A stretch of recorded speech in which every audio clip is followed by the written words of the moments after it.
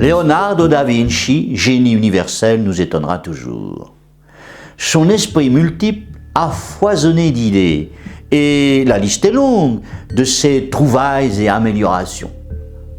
Le principe du parachute, c'est lui. Le char d'assaut et les mines, c'est encore lui.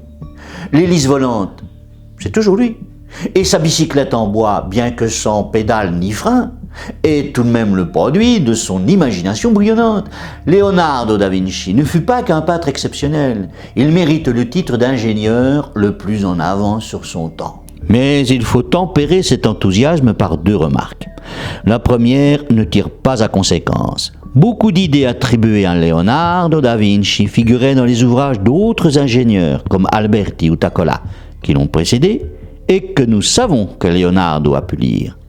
S'il apporte quelques retouches, notre génie copie parfois. Ainsi, des systèmes d'engrenages et de roues dentées qui ne sont pas de lui. Ensuite, il est heureux que certaines inventions n'aient pas été expérimentées, car il y a fort à parier qu'elles auraient tué les casse-cou qui les auraient essayées. Son scaphandre, par exemple, ne tenait pas compte de la pression de l'eau et ne permettait pas de descendre à plus d'1,50 m de profondeur. L'ornithoptère, ou aile volante, la plus fameuse de ses idées, ne pouvait au mieux que planer et non voler, à cause d'un poids trop important et surtout faute d'une source d'énergie appropriée.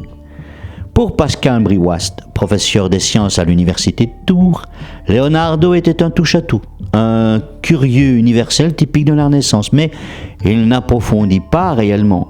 Son legs aux sciences semble modeste. Mais cela est dû au fait aussi que les idées de Leonardo da Vinci n'ont pas été publiées, donc elles n'ont pas pu circuler. Le talent le plus incontestable que possédait notre génie est la maîtrise du dessin technique, aussi bien en anatomie que dans les machineries. Mais dans de nombreux cas, notre grand homme ne se soumettait pas à l'épreuve de l'expérience. Il fut un ingénieur remarquable sur le terrain, comme par exemple la construction des ponts le prouve. Beaucoup d'idées nouvelles produites dans ses croquis ne furent pas réalisées.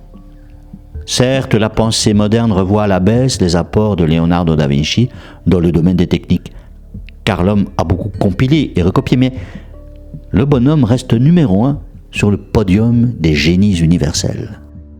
À titre seulement d'exemple, Leonardo da Vinci fut le premier, sans aucun prédécesseur dans le domaine, à comprendre que les fossiles étaient des témoignages de formes de vie disparues. Rien que pour cette innovation, il mérite des éloges sans nuance. N'oublie pas de t'abonner.